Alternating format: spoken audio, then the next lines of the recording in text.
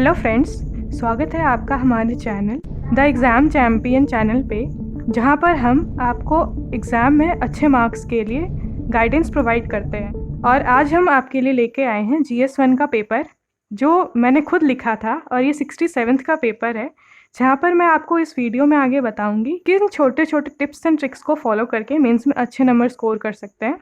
ये वही पेपर है जिसका इंटरव्यू 10 अक्टूबर से शुरू होने वाला है और इसमें मेरा भी इंटरव्यू का डेट आया है।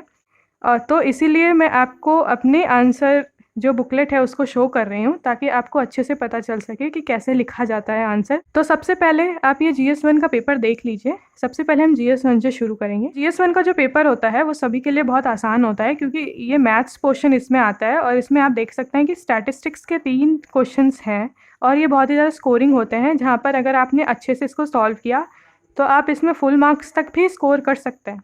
सबसे पहले हम क्वेश्चन 15 से शुरू करेंगे, क्योंकि मैंने एग्ज़ाम टाइम में सबसे पहले क्वेश्चन 15 ही लिखा था। तो आप एक बार क्वेश्चन को पढ़ लीजिए। आप ये देख सकते हैं कि इसमें एक बार ग्राफ है और इसमें 5 क्वेश्चन पूछे गए हैं। हमें इन क्वेश्चंस का पार्ट बाय पार्ट आंसर देना है। तो आप एक बार पॉज करके क्वेश्चन पढ़ लीजिए। अब हम चलते हैं आंसर पे। जिसको हिंदी में चाहिए वो हिंदी में भी पढ़ सकता है।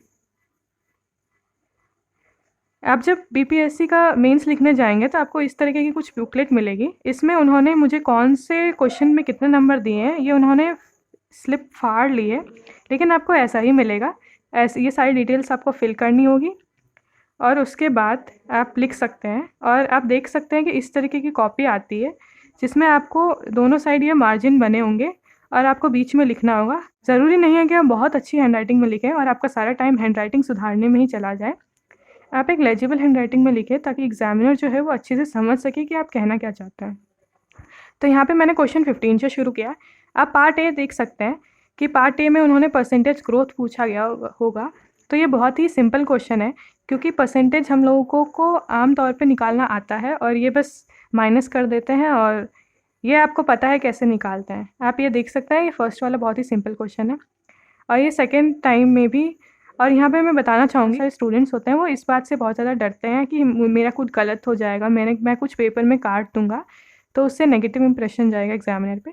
तो ऐसा नहीं है, आप थोड़े बहुत गलतियाँ कर सकते हैं, ह्यूमन एरर हो जाती है, जैसे मेरे भी यहाँ पे हो गई थी लिखने में। और ये मैथ्स के क्वेश्चन बहुत ही सिंपल आते हैं। आपको अगर फॉर्मूला आए और आप क्वेश्चन को अच्छे से पढ़ें तो आप इसे अच्छे से सॉल्व कर सकते हैं और इस पर आप फुल मार्क्स भी स्कोर कर सकते हैं। आप देख सकते हैं, और जिस हिसाब से क्वेश्चन पूछा है अब स्टेप बाय स्टेप हर एक पार्ट को सॉल्व करें, ताकि एग्जामिनर को हर एक क्वेश्चन का आंसर जो है वो मिल जाए। और इस बात का ध्यान रखें कि आप किस पार्ट का आंसर दे रहे हैं, इस पार्ट को अच्छे से हाईलाइट करके लिखें, ताकि उसे ये पता चल जाए कि आपने सारे पार्ट्स कवर कर दिए हैं। ये देखिए, और मैंने किसी किसी आंसर्स में उसको अंडरलाइन भी कर दिया है, ताकि एग्जामिनर को पता चले कि मैंने आंसर निकाल दिए हैं और वो चाहे तो सीधा आंसर को मैच भी कर सकता है। कुछ एग्जामिनर ऐसा होता है, आप जब BPSC में जाएंगे तो आपको ये पता चलेगा, जो एग्जामिनर होते हैं वो कभी भी पूरा आंसर्स नहीं देखते हैं, वो एक स्कैन कर लेते हैं और अगर आपका आंसर लास्ट में सही आ रहा है तो वो आपको पूरे नंबर दे देता है।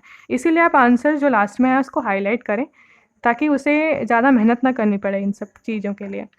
उसके बाद सेकंड जो क्वेश्चन किया है 12 वाला, आप इधर देख सकते हैं। तो ये 12th क्वेश्चन मैंने नेक्स्ट क्वेश्चन किया है, तो मैं आपके लिए क्वेश्चन लेकर आ गई हूँ। आप इस क्वेश्चन को अच्छे से पढ़ लीजिए पॉज करके, और ये इसके पार्ट से जो हमें आंसर करना है इसे भी आप अच्छे से पढ़ लीजिए। और जो हिंदी में है वो हिंदी में ये रहा।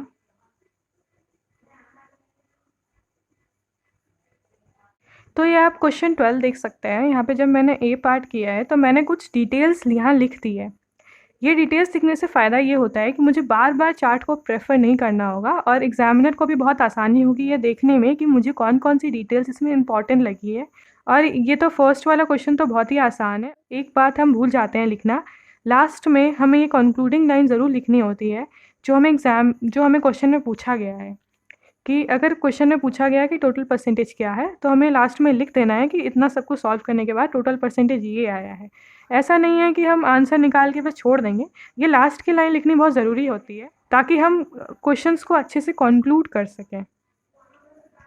और ये बी पार्ट आप देख सकते हैं। बी पार्ट में आप चाहे तो इसे पॉज करके पढ़ सकते हैं। वैसे बहुत ही सिंपल से फॉर्मूलाज इसमें यूज़ होते हैं। देखिए यहाँ पे फिर से मैंने यही लिखा है जो क्वेश्चन में पूछा गया है, उसे मैंने हाईलाइट कर दिया है कि total average marks of subject B of all students. यहाँ पे मैंने ये लिख भी दिया है। आप चाहें और अगर आपके पास टाइम हो तो आप एडिशनली इसको अंडरलाइन या फिर बॉक्स भी बना सकते हैं ताकि एग्जामिनर की सीधी इसी पे नज़र जाए। ये लास्ट पार्ट होगा, ई पार्ट। यहाँ तक हमने मैथ्स के 2 क्वेश्चन किए, जो सेक्शन 2 में हमें 2 क्वेश्चन करने थे। नेक्स्ट क्वेश्चन जो मैंने किया है वो है क्वेश्चन 5। तो सबसे पहले हम क्वेश्चन पढ़ लेते हैं। हमें सेक्शन 1 से 3 क्वेश्चन करने हैं और यहाँ पे 6 क्वेश्चन हैं, तो हमें बस इसमें से 3 करने हैं। तो मैंने इस पे सबसे पहले क्वेश्चन 5 किया है। क्वेश्चन 5 बहुत ही आसान क्वेश्चन है क्योंकि ये बहुत ही ज़्यादा रिपीटेटिव थीम है और इसके ऊपर बीपीएससी में बहुत बार पूछा गया है। तो मुझे लगता है इस क्वेश्चन का आंसर बहुत सारे बच्चों को पहले से ही आता होगा और उन्हें ये लिखना बहुत ही आसान हुआ होगा क्योंकि उन्हें ये आंसर एक तरीके से रटा हुआ रहता है। तो आपने भी अगर अच्छे से तैयारी की होगी तो आपको भी ये आंसर आता होगा, जिससे आपका एग्ज़ाम में बहुत सारा टाइम बच जाएगा जो आपको सोचने में लगता। तो यहाँ पे क्वेश्चन बहुत ही आसान है कि जो मौर्य काल था उसकी जो आर्ट की कैरेक्टरिस्टिक्स है, उनकी विशेषताएं जो है उसे अच्छे से वर्णन करना है। तो मुझे लगता है ये बहुत ही आसान क्वेश्चन है। आइए देखते हैं कि मैंने इसको कैसे लिखा है। तो ये क्वेश्चन 5, यहाँ पे देखिए हमें किसी भी आंसर को अगर स्टार्ट करना है तो हमें 3 चीज़ को बहुत ही अच्छे से डील करना होगा। पहला तो होता है इंट्रोडक्शन, दूसरा होता है मेन बॉडी पार्ट और तीसरा होता है कॉन्क्लूजन। और एक अच्छा सा कॉन्क्लूजन लिखना है जिससे कि एग्जामिनर को एक अच्छा सा कंप्लीटनेस की फीलिंग आए। और ऐसा आप देखते होंगे डे टू डे लाइफ में, अगर आप कोई मूवी देख रहे हो तो मूवी जो स्टार्ट होती है वो एक इंट्रो से होती है जो एक सस्पेंस क्रिएट करती है, फिर बॉडी में जाती है और लास्ट में कंक्लूजन दिखाते हैं जिससे हमें ऐसा फील आता है कि हाँ हमने पूरी चीज़ देख ली है। वैसा ये फील हमें एग्जामिनर को भी करवाना है, तभी आपको अच्छे नंबर मिलेंगे। तो ये जो मौर्यन आर्ट है, यहाँ आप देख सकते हैं कि मैंने मौर्यन आर्ट के बारे में कुछ बताया और ये बताया, उसकी तारीफ़ की है कि वो कितना ज़्यादा हाईली एडवांस था आर्ट एंड आर्किटेक्चर, और ये हड़प्पा के बाद आया था। और यहाँ पे देखिए मैंने एग्जामिनर को ऐसी चीज़ें आप यूज़ किया कीजिए, ये जो चार्ट्स होते हैं, ये जो टेबल्स होते हैं, ये एग्जामिनर को बहुत अच्छे लगते हैं क्योंकि ये कुछ एक मोनोटोनस पैराग्राफ राइटिंग से एक ब्रेक देते हैं और ये बहुत सारी चीज़ें जो है बहुत ही कम शब्दों में बता देते हैं। जैसा कि आप यहाँ देख सकते हैं कि कोट आर्ट है, तो कोट आर्ट ढूंढने के लिए एग्जामिनर को बहुत नीचे जाने की ज़रूरत नहीं है। मैंने यहीं भी बता दिया कि कोट आर्ट कौन कौन से होते हैं और फोक आर्ट कौन कौन से होते हैं। तो एग्जामिनर इतना ही पढ़ के समझ जाएगा कि हाँ मुझे आता है। बाद में बस इसको मैं थोड़ा थोड़ा एक्सप्लेन कर दूंगा। अगर आपको एग्जाम्पल है तो आप उसके साथ लिख के सब्सटैंशिएट कर दीजिए। तो ये देखिए मैंने सबसे पहले ये बता दिया शॉर्ट में और ये बाद में मैंने उसको एक्सप्लेन कर दिया है, फीचर्स, स्तूपास के फीचर्स। और अगर आपको किसी चीज़ का डायग्राम या इमेज आती है, पिक्चर आती है, तो उसे आप ज़रूर बनाएं क्योंकि पिक्चर्स जो होते हैं वो थाउजेंड्स ऑफ वर्ड बोल देते हैं जो हम लिख के भी नहीं बता पाते। तो आप ये पिक्चर बना के अगर दिखाएंगे अच्छे से तो वो ज़्यादा इम्प्रेसिव लगेगा रैदर देन आप उसको लिखें। तो आप ये पिक्चर्स की भी प्रैक्टिस कर लीजिए एग्ज़ाम में जाने से पहले। और मैप तो इंडिया का आप रट ही लीजिए, इंडिया का और बिहार का, क्योंकि ये बहुत ही ज़्यादा इम्पॉर्टेंट है। आपको मैप जो है वो 10 सेकंड में बनाना आना चाहिए, तभी आप वहाँ अच्छे से बना पाएंगे। ऐसा नहीं है कि आपको बहुत अच्छा परफेक्ट बनाना है, लेकिन इंडिया जैसा दिखे ऐसा मैप आप देख लीजिएगा। ये देखिए मैंने इसमें बहुत सारे मैप्स एंड पिक्चर्स बनाए। मैंने स्तूपा के बारे में लिखा तो मैंने स्तूपा का बता दिया। मैं पिलर्स के बारे में लिख रही हूँ तो मैं पिलर्स को दिखा रही हूँ। मैंने बिहार के बारे में कुछ लिखा होगा तो मैं बिहार का मैप बना रही हूँ। आप देखिए केव्स का, मुझे केव का अगर डायग्राम नहीं आता तो मैंने एग्जाम्पल लिख दिया है और ये बता दिया है कि वो कहाँ पर है। उसके बाद मैंने फोक आर्ट के बारे में लिखा है, टेराकोटा और पॉटरी मेकिंग के बारे में लिखा है और मैंने एग्जाम्पल भी दिए हैं। तो आप एग्जाम्पल तो ज़रूर दें ताकि आपको अच्छे नंबर मिले। और एक आंसर के लिए सिर्फ 4 ही पेज मिलते हैं। 4 पेज में ही आपको बहुत सारी चीज़ें लिखनी होती है, तो आपको वर्ड्स भी बहुत केयरफुली चुनना होगा। और ये लास्ट में मैंने कंक्लूजन लिख दिया है, हालांकि कंक्लूजन लिखने के लिए बहुत ही कम स्पेस बचा हुआ था। तो आप ऐसा ना करें क्योंकि ये बहुत ही ज़्यादा चिपका सा लगने लगता है, बहुत ही छोटी छोटी हमारी हैंडराइटिंग हो जाती है। अगर आपके पास स्पेस की कमी हो तब तो आप ये कर सकते हैं एज अ लास्ट रिजॉर्ट, लेकिन अगर आपके पास स्पेस की कमी नहीं है तो आप अच्छे से प्रॉपरली कंक्लूड करिए। जो नेक्स्ट क्वेश्चन है वो मैंने लिखा है क्वेश्चन नंबर 4। तो आइए हम क्वेश्चन नंबर 4 को एक बार पढ़ लेते हैं। तो question number 4 quit India movement के बारे में है और ये पूछा गया, इसके 2 पार्ट है। पहले तो हमें क्विट इंडिया मूवमेंट के बारे में कैसे लिखना है, मतलब हमें उसके बारे में डिटेल में बताना है। और दूसरा ये है कि क्या ये मूवमेंट स्पॉन्टेनियस मूवमेंट था। इसका मतलब ये होता है कि क्या ये मूवमेंट अचानक से आ गया या इस मूवमेंट के जो होने की जो क्रम था इसमें बहुत सारी चीज़ें आई है, तो हमें ये देखना है। तो आइए देखते हैं हमने इस पे कैसे लिखा है। तो ये देखिए क्वेश्चन नंबर 4, मैंने पहले क्विट इंडिया मूवमेंट के बारे में थोड़ा सा इंट्रोडक्शन में डिटेल दिया है, जिसमें मैंने प्रोमिनेंट लीडर्स के बारे में बताया है। अगर आपके पास टाइम हो तो आप इसे अंडरलाइन भी कर सकते हैं, इससे और अच्छा दिखेगा। लेकिन अगर आपके पास टाइम नहीं है तो आंसर पूरा करने में ज़्यादा फोकस लीजिए। मेरा ऐसा मानना है कि आंसर पूरा करना इंपॉर्टेंट है, अंडरलाइन हम बाद में कर सकते हैं। मैंने यहाँ डेट पे दे दी है कि ये कब शुरू हुई और ये क्यों शुरू हुई, ये कहाँ शुरू हुई, आप देख सकते हैं। आप इसे अंडरलाइन ज़रूर करें। और कुछ अगर आपके पास कोट्स हैं, कुछ अगर आपके पास इंपॉर्टेंट स्टेटमेंट है तो उसे आप ज़रूर यूज़ करें। जैसे यहाँ पे मैंने यूज़ किया है डू और डाई, यहाँ यूज़ किया है मैंने नो स्वराज, नो पूर्ण Swaraj, nothing less than total independence. तो इस तरीके से आप कुछ लिखेंगे तो ये बहुत ही ज़्यादा अच्छा इम्पैक्ट डालता है एग्जामिनर पे। तो यहाँ पे देखिए मैंने सब कुछ इसके बारे में डिटेल में बता दिया है। उसके बाद फिर मैंने ये लिखा है कि कॉज क्या था इस मूवमेंट का। तो कॉज आप 1 2 3 4 करके जितने आपको आते हैं आप वो लिखें। मैंने यहाँ पे 3 कॉजेस लिखे हैं। फिर मैंने मूवमेंट का नेचर बता दिया है। इसके इसके ऊपर मैंने 5 पॉइंट लिख दिए हैं। और फिर मैंने बिहार के बारे में लिखा है, क्योंकि ये हम बीपीएससी का एग्ज़ाम दे रहे हैं तो हमें बिहार के एंगल को टच करना इम्पॉर्टेंट है, ताकि हम ये बताएं कि उस मूवमेंट के समय में बिहार में क्या हो रहा था। तो ये देख सकते हैं कि मैंने बिहार के बारे में लिखा है, मैंने आज़ाद दस्ता के बारे में लिखा है, और मैंने आज़ाद दस्ता में थोड़ी इसकी डिटेलिंग भी की है। उसके बाद उतना सब कुछ उसके बारे में डिटेल में बताने के बाद फिर लास्ट में उसके सेकंड पार्ट को एड्रेस किया है, जहाँ उसने ये पूछा है कि क्या ये स्पॉन्टेनियस था या नहीं था। तो आप ये देख सकते हैं कि मैंने यहाँ पे भी बहुत सारे पॉइंट लिखे हैं, जैसे ऑपरेशन ज़ीरो आर, वायलेंस। तो अब हम नेक्स्ट क्वेश्चन की तरफ जाएंगे। तो नेक्स्ट क्वेश्चन सेक्शन 2 आ गया। तो नेक्स्ट क्वेश्चन हम क्वेश्चन नंबर 6 कर रहे हैं। तो एक बार क्वेश्चन पढ़ लेते हैं। तो क्वेश्चन नंबर 2 में हमें शॉर्ट नोट लिखने हैं किसी दो के ऊपर। तो यहाँ पे हमें ऑप्शन दिए संथाल अपराइजिंग के ऊपर, चंपारण के ऊपर और रविन्द्रनाथ टैगोर के बारे में। आप ये क्वेश्चन पढ़ सकते हैं आराम से पॉज करके। तो यहाँ पे मैंने संथाल अपराइजिंग के ऊपर लिखा है। ये संथाल जो है इसके बारे में आपने बिहार में बहुत ज़्यादा सुना होगा, क्योंकि ये कम्युनिटी बिहार में ही है और इसने फ्रीडम स्ट्रगल में भी बहुत सारा योगदान दिया है। तो हमें उसी के बारे में बताना है। तो आप यहाँ देख सकते हैं कि मैंने थोड़ा बहुत इंट्रोडक्शन जो है वो ये इस बात से दिया है, इसके बैकग्राउंड से, कि ऐसा क्यों हुआ है।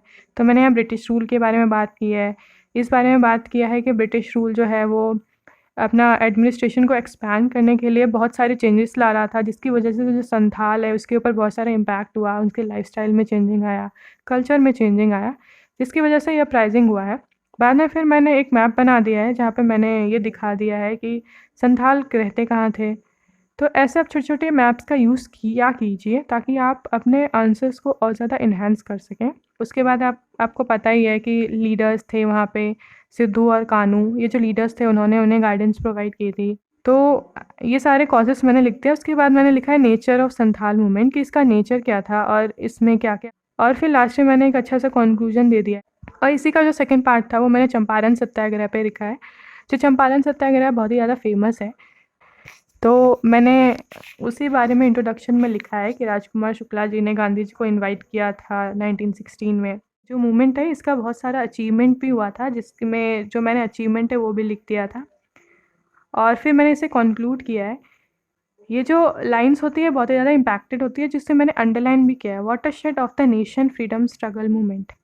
इस टाइप से जो लाइंस है, ऐसे 10-15 लाइंस होंगी जिसे आप याद कर लीजिए और इसे एग्ज़ाम्स में यूज़ किया कीजिए जहाँ आपको मौका मिले, इससे नंबर बढ़ते हैं। तो अब हम नेक्स्ट क्वेश्चन जाएंगे, जो कि सेक्शन 2 है हमारा। अभी तक हमने 5 क्वेश्चन देख लिए हैं। अब हम क्वेश्चन नंबर 7 पे जाएंगे, जिसमें हमें और 3 क्वेश्चन करना है। तो पहले हम क्वेश्चन नंबर 7 पढ़ लेते हैं। तो क्वेश्चन नंबर 7 हमारा इंटरनेशनल रिलेशन का है, जिसमें हमें क्वाड के ऊपर पूछा गया है।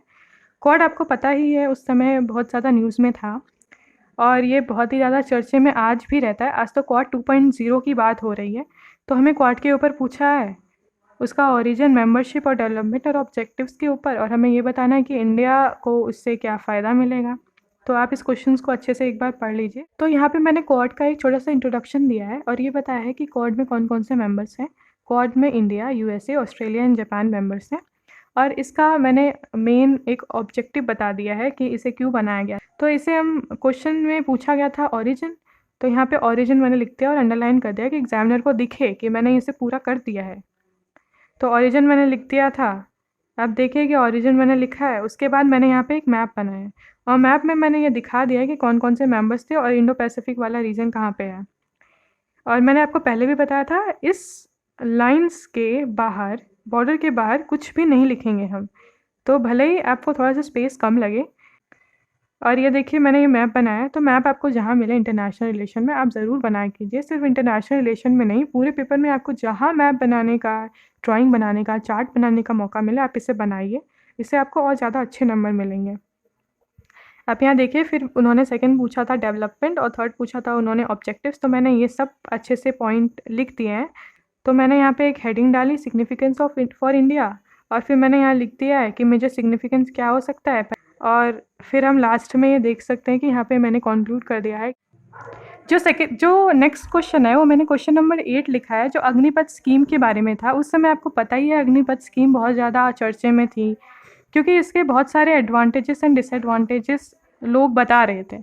तो इसी के ऊपर हमें क्वेश्चन पूछा है। तो ये अग्निपथ स्कीम का मैंने आंसर लिखा है। तो सबसे पहले मैंने अग्निपथ स्कीम के बारे में इंट्रोडक्शन दे दिया है कि ये सेंट्रल गवर्नमेंट की स्कीम है, इसे क्यों लाया गया। आप चाहें तो एक बार अच्छे से पॉज करके एडवांटेजेस को पढ़ सकते हैं। उसके बाद मैंने इस स्कीम के डीमेरिट्स बताए कि डीमेरिट्स जो हैं वो वेस्टेज हो जाएगा उनके टैलेंट का। तो आप ये देख सकते हैं कि इतना सब कुछ लिखने के बाद मैंने लास्ट में कंक्लूजन लिखा है, और ये आप देख सकते हैं कंक्लूजन। ये नेक्स्ट जो है वो क्वेश्चन नंबर 10 है। आइए एक बार क्वेश्चन नंबर 10 देख लेते हैं। तो ये क्वेश्चन नंबर 10 था, जो रशिया यूक्रेन वॉर के बारे में था और इसका इम्पैक्ट बताना था जो वर्ल्ड है उसके नेशंस के ऊपर। और इंडिया के बारे में तो हमें ऑब्वियसली, हम इंडिया का एग्ज़ाम देना, तो इंडिया के ऊपर तो हमें इम्पैक्ट देखना ही होगा। तो आइए हम इसका आंसर देखते हैं। तो ये देखिए मैंने रशिया यूक्रेन के बारे में एक इंट्रोडक्शन दे दिया है। यहाँ पे मैंने एग्ज़ाम टाइम में एक मैप नहीं बनाया, तो मैंने उसी का इंट्रोडक्शन दे दिया है। उसके बाद मैंने कॉज, और उसके बाद जो इसका एक जो मेन क्वेश्चन में पूछा गया था वो था इम्पैक्ट ऑन इंडिया। तो मैंने एक डायग्राम बना के इम्पैक्ट लिख दिया है।